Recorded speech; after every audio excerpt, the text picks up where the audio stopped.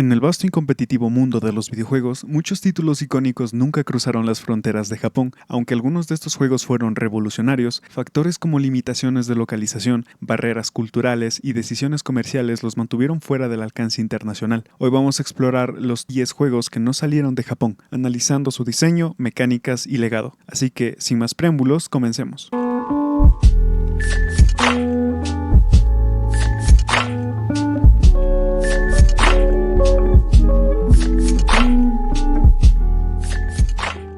Muy buenas público de YouTube y bienvenidos a un nuevo video para el canal. Este top comienza con Policenauts. Desarrollado por Hideo Kojima, creador de Metal Gear Solid, Policenauts es una novela visual interactiva de ciencia ficción lanzada para la PC-98. La PC-98 o PC-9800 Series fue una línea de computadoras personales fabricadas por NEC y lanzadas en 1982 en Japón. Fue increíblemente popular en ese país durante las décadas de 1980 y 1990. Aunque no fue tan conocida fuera de Japón, la PC-98 fue una plataforma clave para el desarrollo de software, incluido videojuegos y aplicaciones empresariales. En este caso puntual, muchos juegos, especialmente novelas visuales como Policenauts o RPGs, se lanzaron exclusivamente para la PC-98, al igual que el 3DO, que fue una consola de videojuegos lanzada en 1993 por 3DO Company, fundada por Trip Hawkins, cofundador de Electronic Arts. A diferencia de otras consolas, el 3DO fue un proyecto colaborativo entre varias compañías tecnológicas como Panasonic, Sanyo y Goldstar, ahora conocida como LG, que fabricaban y vendían las unidades de la consola bajo la licencia de 3DO. Dejo aclarando este tema en caso de que no conozcan la historia de esta PC y esta consola. Bueno, Policenauts también salió para la primera PlayStation. Su compleja narrativa llena de elementos cinematográficos y referencias al cine occidental lo convirtió en una obra maestra en Japón. A nivel técnico, el juego ofrecía una combinación única de elementos point and click con secuencias de acción. Sin embargo, su extensa cantidad de diálogo y la complejidad hicieron que la versión internacional se abandonara por completo. Además, su contenido, que aborda temas como la vida en el espacio y la bioética,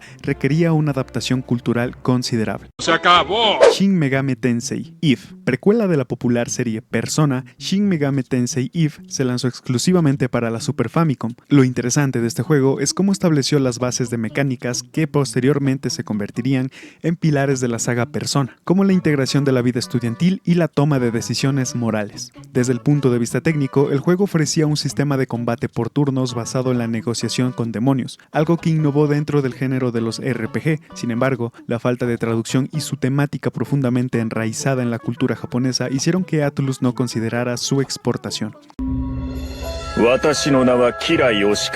Moon Remix RPG Adventure, un RPG que subvirtió todos los clichés del género. Moon se lanzó para la PlayStation y desafiaba las convenciones tradicionales. En lugar de luchar contra monstruos, el jugador debía recolectar el amor en el mundo del juego. Técnicamente, Moon utilizaba un sistema de tiempo en tiempo real que influía en las acciones de los NPCs, algo innovador para su época. Sin embargo, debido a la baja demanda de este tipo de juegos experimentales fuera de Japón, Moon nunca fue localizado, aunque su influencia se nota en títulos modernos como Undertale.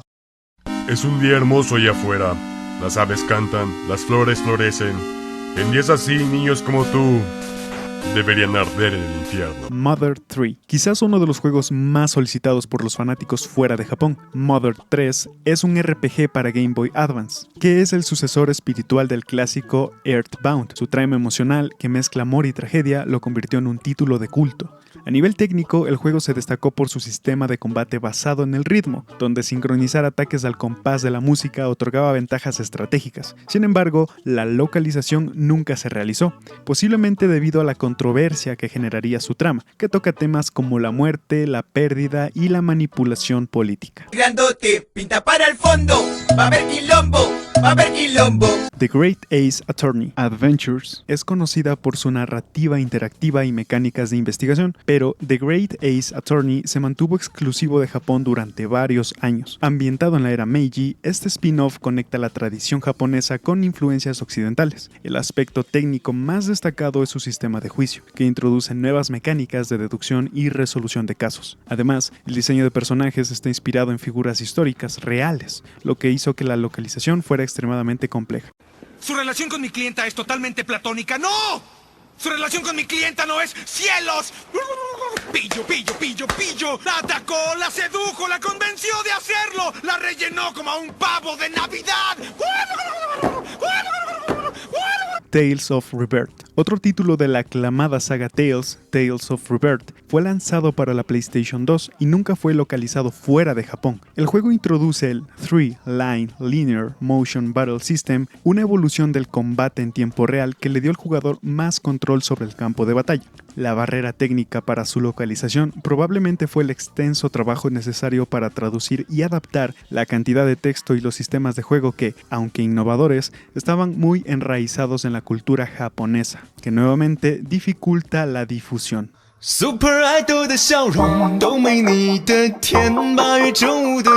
Bahamut Lagoon, 1996. Este RPG táctico para la Super Famicom mezclaba elementos de estrategia con un profundo sistema de evolución de dragones, lo que lo hacía único en su género. Bahamut Lagoon combinaba la planificación estratégica con batallas en tiempo real, algo muy avanzado para su época. Técnicamente, presentaba una interacción compleja entre los dragones y las unidades en el campo de batalla, lo que requería un alto grado de microgestión. Sin embargo, la falta de demanda internacional para este tipo de juegos hizo que Squaresoft no lo pudiera difundir y se quedara en la isla nipona. Front Mission 5, Scars of the War, la quinta entrega de la serie Front Mission, lanzada exclusivamente para la PlayStation 2, presentó una narrativa madura y un sistema de combate táctico basado en mechas. Las decisiones estratégicas y el desarrollo de los personajes hacían que cada combate tuviera un impacto emocional profundo. Desde un punto de vista técnico, el juego se destacaba por sus batallas tácticas y su personalización de mechas, permitiendo un alto nivel de detalle en las estrategias. Sin embargo, la falta de un mercado sólido para juegos tácticos complejos fuera de Japón limitó su exportación.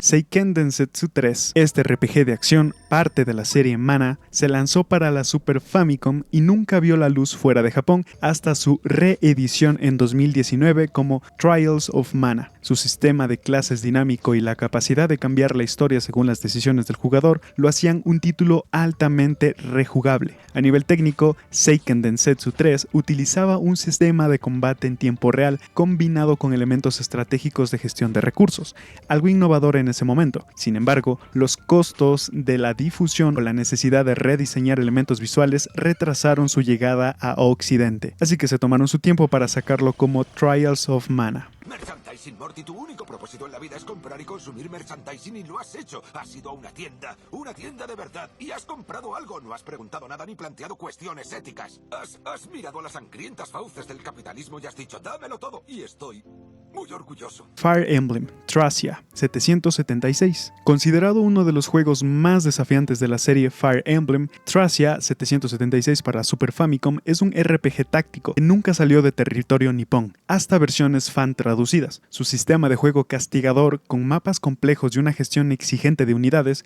lo convirtieron en un título de culto. Desde una perspectiva técnica, el juego introdujo el sistema de captura y una mecánica de fatiga que afectaba las estadísticas de los personajes. Aunque innovador, el nivel de dificultad, combinado con la baja demanda de RPGs tácticos en Occidente, impidió su distribución. Y hasta la fecha, los RPGs tácticos o juegos muy complejos no son todavía tan apetecibles para el público en general. Estos títulos nunca llegaron oficialmente a Occidente, pero su legado sigue presente en muchos de los juegos que amamos el día de hoy, ya sea por innovaciones técnicas o historias más complejas. Estos juegos son un recordatorio de cuán diversa y profunda es la industria de los videojuegos en Japón, territorio en el cual por alguna razón el PC gaming no es tan exitoso, no es tan conocido ni famoso como el jugar en consola. El PC gaming está más enfocado en países como China, del cual ya hablaremos en un siguiente video. ¿Y tú conocías alguno de estos juegos o algunas de estas consolas o computadoras diseñadas exclusivamente para estas entregas? Si sabías de alguno, puedes dejarlo en los comentarios. Muchísimas gracias por llegar hasta acá, nos veremos el siguiente viernes y chao chao.